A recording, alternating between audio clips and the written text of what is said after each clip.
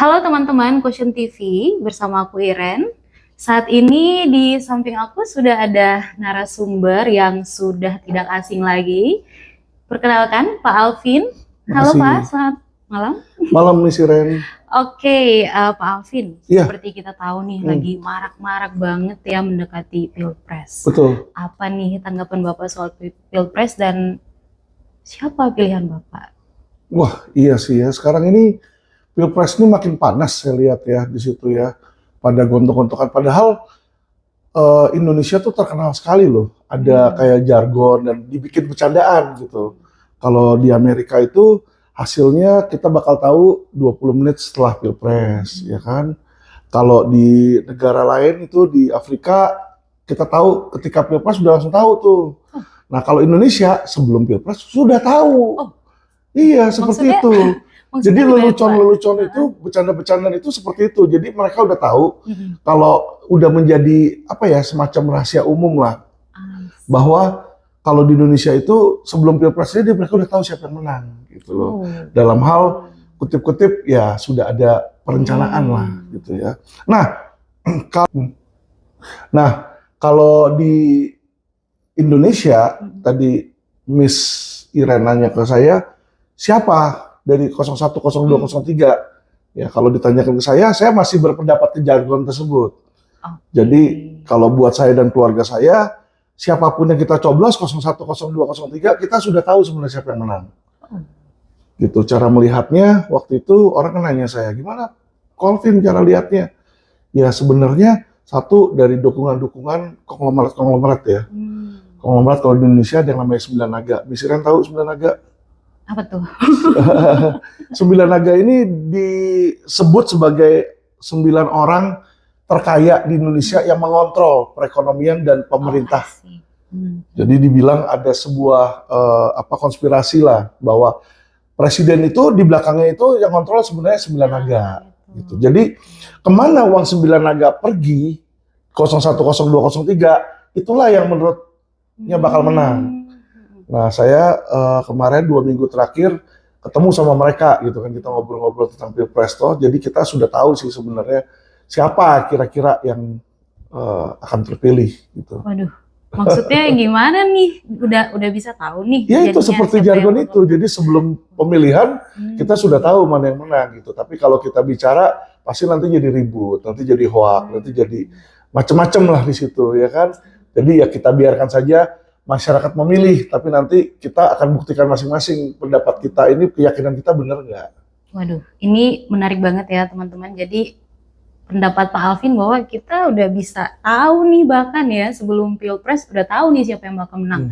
Oke Pak, saya kayaknya bakal fokus ke salah satu pasangan calon ya, mungkin yang nomor 3 nih. Belakangan ini kan kalau kita lihat lagi sepertinya gencar sekali ya untuk memaparkan atau mempromosikan misalnya soal perbaikan hukum, kemudian prestasi-prestasi di bidang hukum. Pandangan Bapak kira-kira gimana tuh soal itu? Oke, bicara tentang 03 ya. Jadi 03 ini kalau saya lihat, mengapa dia berbicara tentang hukum? Karena calon wakil presidennya, yaitu Mahfud, sekarang menjabat sebagai Menko Polhukam. Jadi dia mau menunjukkan betapa bersinarnya dirinya, betapa besar prestasinya sehingga bisa memenangkan pemilihan, hopefully mendapatkan simpati. Itu yang saya lihat dia bicara mengenai hukum. Tapi kalau ditanya pendapat saya, kalau pendapat saya tentang 03 terhadap cawapresnya dulu deh. Kalau terhadap Mahfud, orang-orang sudah tahu, saya sudah bilang bahwa Mahfud itu ilmu hukumnya tinggi. Dia menjabat eksekutif, legislatif, yudikatif, ilmu hukumnya tinggi. Tetapi dia dalam menjalankan tugas, mohon maaf, tidak ada sama sekali hati untuk masyarakat. Parahnya di situ. Kenapa saya bilang seperti itu? Hal sepele aja. Ketika dia menjabat Menko Polhukam, minggu kemarin, dia menerima undangan dari petisi 100. Jadi petisi 100 datang ke kantor Menko Polhukam. Jadi dia datangnya ke Menko Polhukam loh. Bukan ke Mahfud sebagai cawapres loh. Karena dia datang kan ke kantor Menko Polhukam. Diterima oleh Menko Polhukam, diajarin gimana cara memaksulkan presiden. Lucu nggak? Maksudnya gini, kalau Anda misalnya kerja sebagai pembantu rumah tangga, ada maling nanya, gimana cara saya mau ngerampok rumah Anda ajarin nggak? Anda terima nggak? Harusnya nggak dong. Harusnya enggak lah. Karena kan Anda bekerja untuk tuan rumah, mendapatkan gaji dari tuan rumah, dipilih oleh tuan rumah, dikasih kepercayaan. Masa kepada yang ngasih kepercayaan dia tusuk? Itu loh. Makanya saya melihat dari situ ya sebagai indikator. Indikator kedua adalah dia bisa menerima petisi 100 yang mana ada intensi ke politik. Tetapi kepada masyarakat yang punya intensi meminta pertolongan hukum, yaitu investasi bodong, saya udah temenin loh. Indosuria datang ke sana, ya, Vikasa, pokoknya gagal bayar itu saya udah temenin di sana ya. Tapi tidak ada yang dibantu waktu itu. Nggak ada respon gitu ya? Nggak ada respon. Jadi ketika nggak ada respon di sini, kita melihat, makanya kita berkesimpulan, ya pendapat kami ini adalah Mahfud itu walaupun hebat ilmu hukumnya, tetapi kepada masyarakat hatinya tuh nol kalau saya lihat. Jadi makanya sebagai pejabat bisa dibilang nggak ada prestasi bagi masyarakat. Gitu. Jadi kira-kira menurut Bapak mampu nggak sih nanti kalau misalnya terpilih nih bisa merubah hukum atau bisa memberantas korupsi seperti yang sedang digencar-gencarkan nih oleh nomor 3 nih? Itu di 03 ini kan dia ada 2 orang ya. Ada wakil presiden Mahfud dan ada calon presiden ya Ganjar. Saya belak-belakan aja ya, saya mau buka nih pada teman-teman. Jadi biar supaya jangan menjadi fitnah. Jadi istri saya ini beberapa waktu lalu ada memberikan WhatsApp nih kepada Ganjar, ya kepada capres Ganjar. Waktu itu terkait adanya judi online. Jadi ada judi online di Jawa Tengah. Ada 3 lokasi judi online di Jawa Tengah. Kita kasih link beritanya.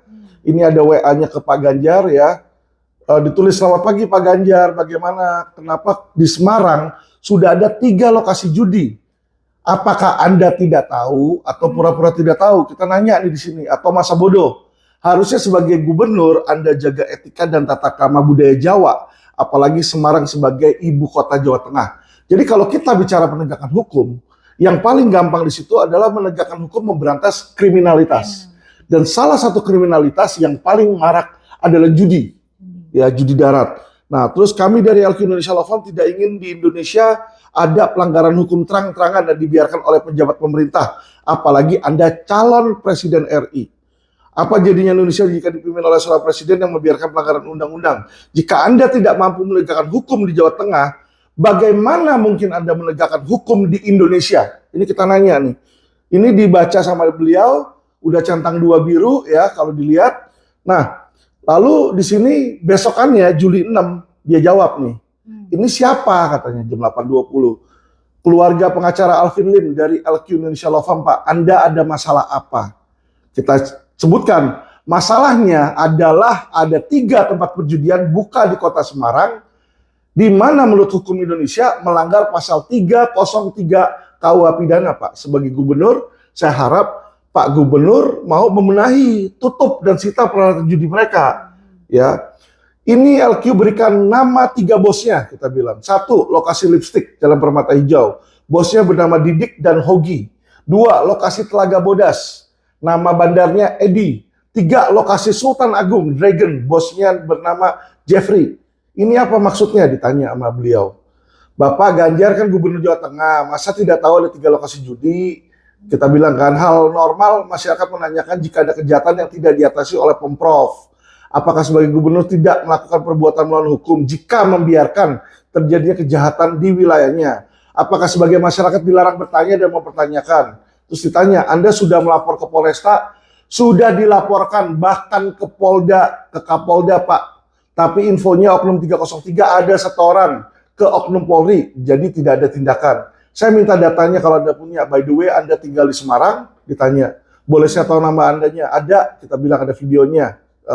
Ini polisi ngecek lokasi tutup 1 hari karena sudah bocor ada sidak. Bentar saya berikan videonya.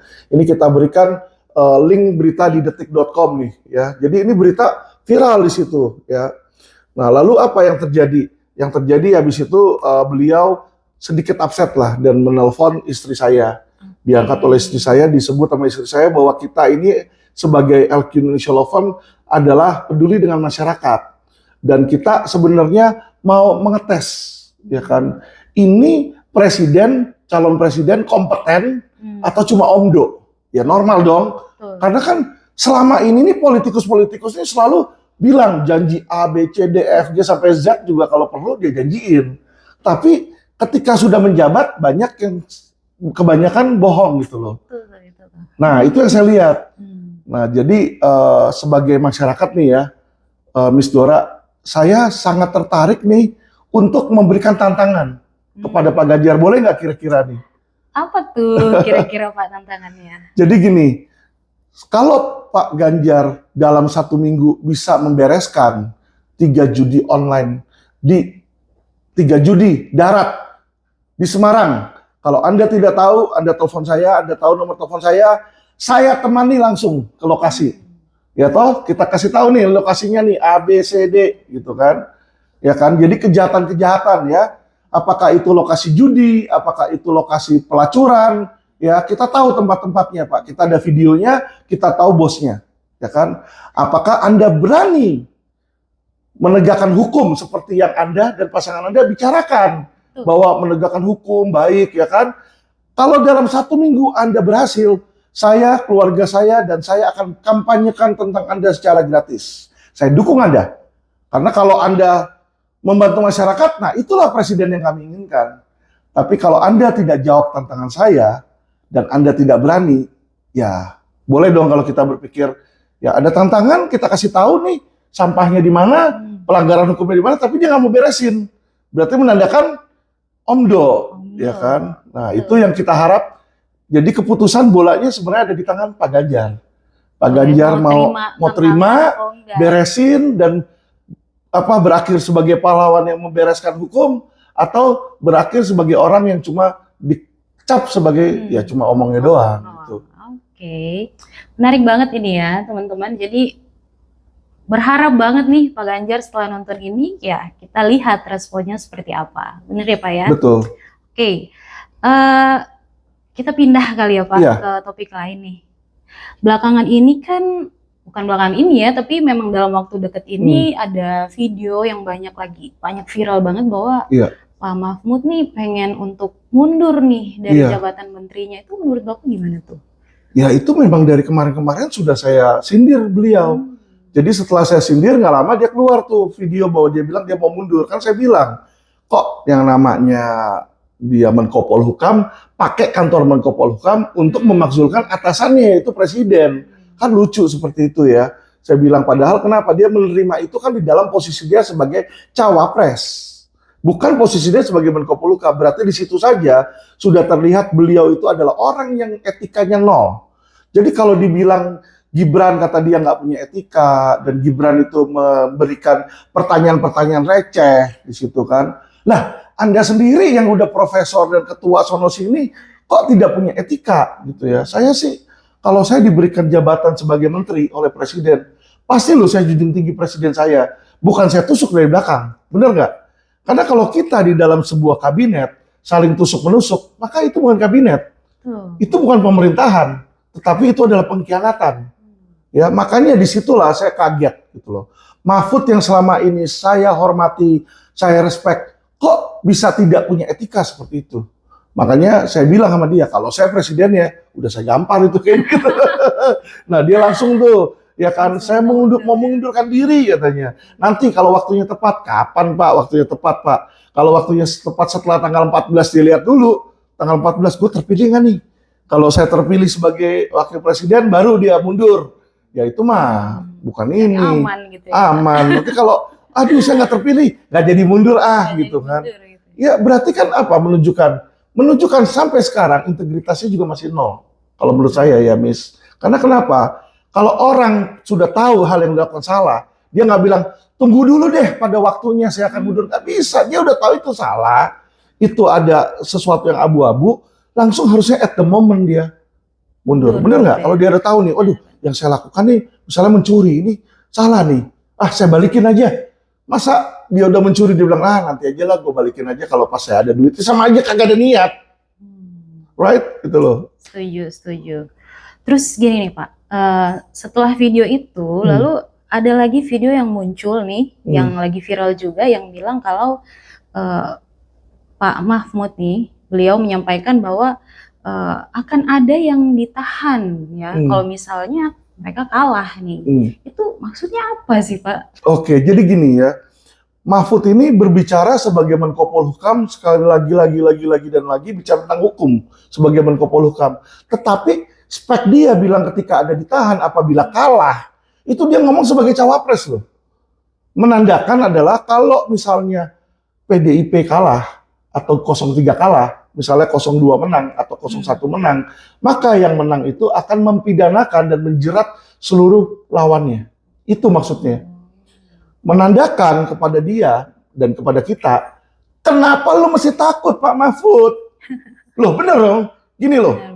Kalau 03 Pak Mahfud dan rombongannya Pak Ganjar, Megawati ya, beserta kader-kader banteng, semuanya bersih, nggak melakukan hukum, ngapain takut diancam mau dilaporin KPK?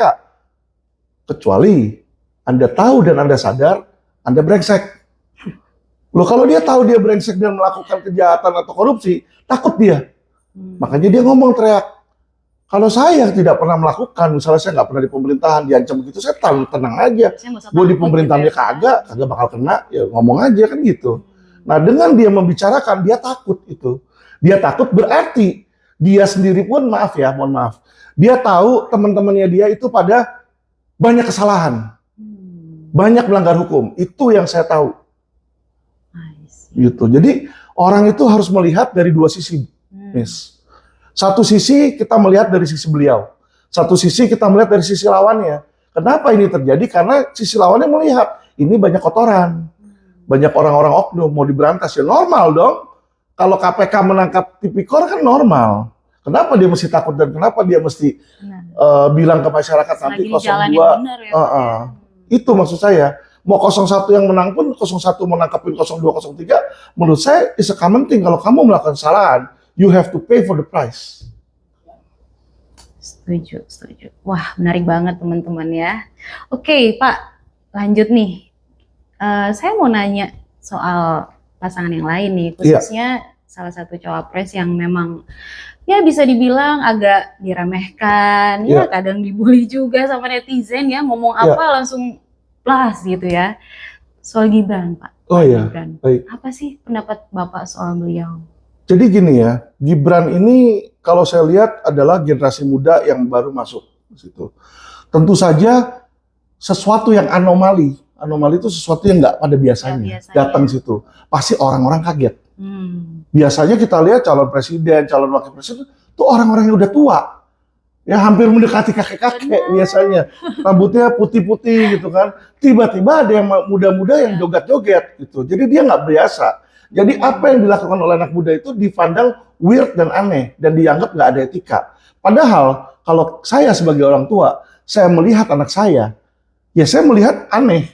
Karena kan beda generasi kan. Saya lihat anak saya misalnya TikTokan gini-gini. Apa sih lo gitu kan. Dulu kan pertama kali TikTok keluar saya bingung. Ngapain ya anak gua TikTokan gitu kan. Tapi kan kalau kita udah tahu, oh begitu, ternyata itu bukan sesuatu yang melawan etika atau bukan sesuatu yang kurang ajar. Memang trennya ke sana gitu loh. Jadi 02 misalnya Gibran, dia bikin politik santun, gemoy gitu kan, joget-joget. Menurut saya sih itu bukan yang nggak santun ya. Itu apa yang dia jawab misalnya di dalam debat terhadap terhadap si Mahfud itu bukan yang nggak sopan menurut saya. Kalau memang ditanya, kamu dalam debat kok, posisi ditanya, jawab dong. Apalagi dia bilang, pertanyaan lu receh, sorry ya, gitu loh. Misalnya gini, kalau saya nanyain ke Miss, berapa 1 ditambah 1? Anda jawab atau Anda bilang, pertanyaan lu receh banget sih? Jawab dong. Menunjukkan bahwa pertanyaan receh pun Anda bisa jawab. Kalau Anda tidak jawab, berarti menandakan pertanyaan receh pun Anda nggak bisa jawab. Ya kan? Berarti Anda lebih receh daripada receh. Loh, kalau nggak bisa jawab kan begitu. Jadi saya bingung terhadap seorang profesor, kalau dia mengaku dirinya pintar, jawablah gitu loh. Nggak usah dia dengan menyombongkan diri, berangku diri, itu pertanyaan receh katanya. Tetapi bukan berarti di balik ya cara-cara Gibran itu saya setuju 100%. Contoh cara yang dilakukan tentang MK, ya tentang Mahkamah Konstitusi, di mana dia atau orang-orang yang mungkin diduga dia suruh, kalau memang itu dari dia, itu saya nggak setuju. Tapi kan saat ini belum ada pembuktian ke sana.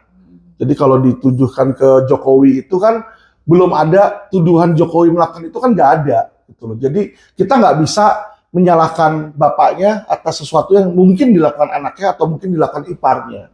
Jadi maksud saya, kalau terhadap yang MK itu juga saya nggak setuju. Tetapi kalau dibilang politik dinasti, ya saya sorry aja. Saya merasa itu sesuatu yang normal di Indonesia. Karena dari tahun ke tahun, dari zaman Soeharto ya ke Megawati, Megawati juga anaknya, si Puan. Nggak mungkin Puan bisa jadi ketua DPR ya. Di dalam opini saya, dia bisa jadi ketua DPR tanpa sebagai anak presiden tuh nggak mungkin. Skillnya nggak ada kok. Saya berani adu debat hukum di depan TV sama Puan. Nggak mungkin dia menang sama saya.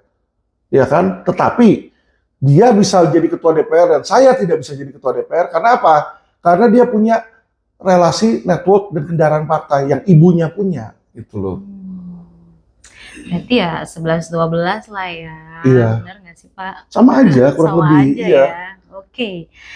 Berarti bisa dibilang Pak Alvin ini lebih mendukung 0102 saja kah dibanding 03? Kalau dibilang begitu juga enggak ya gitu loh. Karena sampai detik ini saya belum mendukung pilihan capres manapun. Oh masih belum? Belum. Oke. Awal waktu itu saya sempat berpikir 01 ya kan. Terus saya sempat berpikir juga 03 kayaknya bagus ada Mahfud.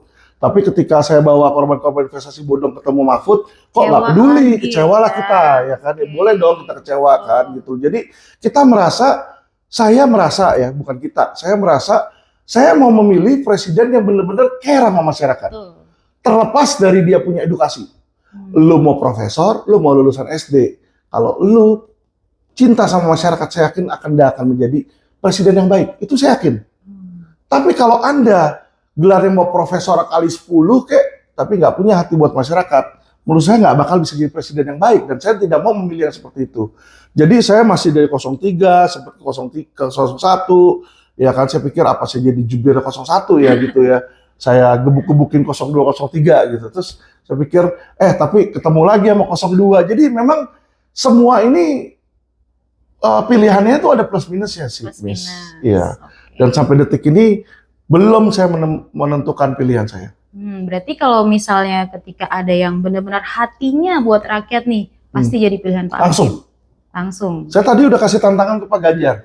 Jadi kalau Pak Ganjar menerima tantangan saya dan seluruh keluarga saya dan seluruh pendukung saya akan minta untuk memvoting Pak Ganjar.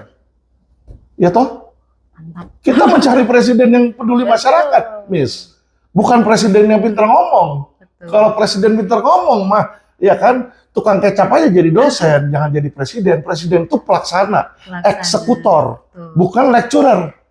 Kalau jadi lecturer, profesor-profesor, ya cuma pintar ngomong, ya jadi aja lecturer di universitas. Cuma bisa konsep ya, tapi actionnya nggak bisa. Ada, ya. Nah, makanya saya mau buktikan nih, presiden yang mana yang mampu dan mau sama saya, ayo kita ke lapangan, saya tunjukin. Nih di Jakarta ada ini nih, tempat perjudian, nih ada sini tempat pelacuran. Ayo berantas.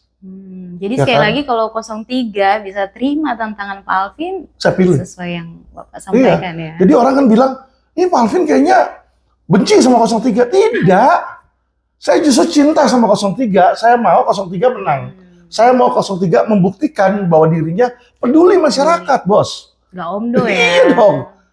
Sekarang gini deh, Miss misalnya cari laki-laki, suami. Mau cari suami yang pintar ngomong, tapi ketika nanti jadi suami, nggak dilakukan. Jadi bilang tenang, nanti kamu kalau udah gede, saya kasih nafkah, saya kasih kamu uang, saya jaga. Tiba-tiba abis ngebelendung kabur. Kan banyak yang kayak begitu kan. Nah maksud saya kan, kita nggak mau dong cari yang omdo dong. Apalagi presiden. Ini sebuah negara loh.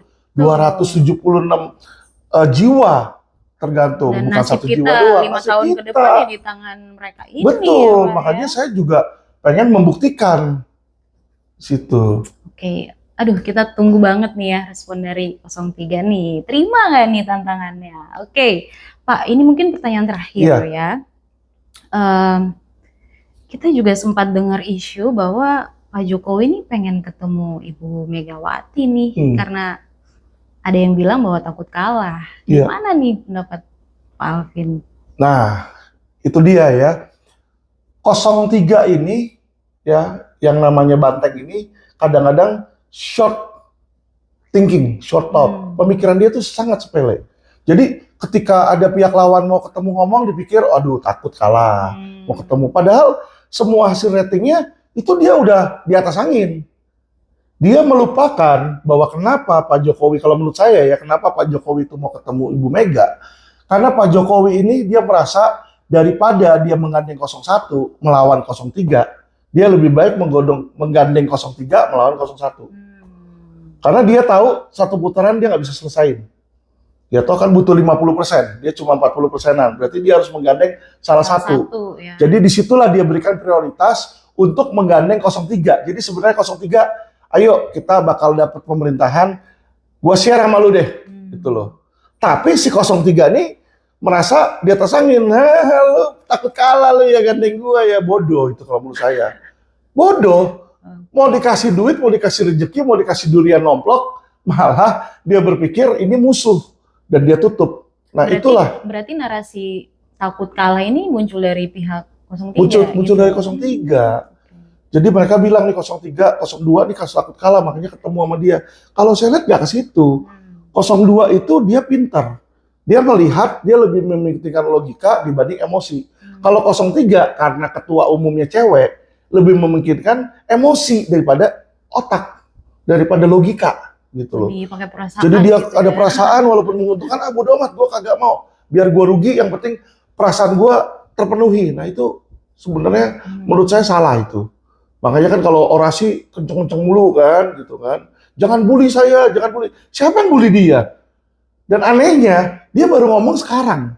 Ketika dia kemarin 10 tahun menjadi pemerintah, ya kan, kita nih lawyer berperang terhadap investasi bodong, kita dibully sama oknum-oknum polisi, oknum-oknum jaksa. Mereka bantu juga kagak. Simpati juga kagak. Sekarang mereka ada di posisi saya waktu itu, pusing dia. Ya kan, dia langsung teriak di situ. Jadi yang dia lakukan sama saya yang beda jauh toh. Sebenarnya. Itu loh, jadi mereka harusnya melihat dan introspeksi diri. Asik, mantap. Oke, untuk menutup podcast kita kali ini, Pak, mungkin ada closing statement dari Pak Alvin yang mau disampaikan ke teman-teman? Pada masyarakat Indonesia, ya kita juga mengharapkan agar Indonesia ini pemilu bisa berjalan lancar, walaupun ada selentingan-selentingan di luar, sudah ada pemenang sebelum itu dipilih, ya kan itu masih berupa asumsi ya. Ya sudah biarkan saja. Teman-teman yang mau memilih silakan memilih sesuai dengan keinginan hati gitu. Jangan memilih berdasarkan orasi daripada si capres atau si cawapres. Karena bisa dibilang 99% yang dia ngomongin atau janji-janji itu belum tentu akan terlaksana. Ya, jadi jangan mengambil janji nih bakal DP 0%. Wah, nanti kalau dia dapat gue bisa dapat rumah 0%. Nanti ternyata jadi pejabat tidak dipenuhi, kalian kecewa gitu loh ya. Jadi kalau menurut saya pilihlah yang menurut kalian terbaik. Dan siapapun yang menjadi presiden, kita harus legowo dan kita harus terima, teman-teman ya. Di situ dan kita harus tegakkan hukum tersebut. Dan kita berharap pilihan kita dan Tuhan ini memberikan berkat kepada Indonesia dan sehingga kita tidak memilih presiden yang salah di situ. Jadi saya cuma berharap bahwa penegakan hukum itu mau dilakukan secara serius karena beberapa kali 03 inilah yang selalu berbicara tentang hukum dan karena saya adalah pejuang hukum yang terdepan ya makanya ketika ada seseorang berbicara tentang hukum pasti akan saya terobos dan saya akan buktikan apakah omongan dia is a real thing atau cuma omdo atau cuma hoax di situ ya supaya masyarakat itu jangan sampai terpedaya. Oke, terima kasih teman-teman, salam cerdas hukum. Terima kasih teman-teman semua. Cukup sekian podcast kita kali ini. Sampai jumpa di topik-topik menarik selanjutnya.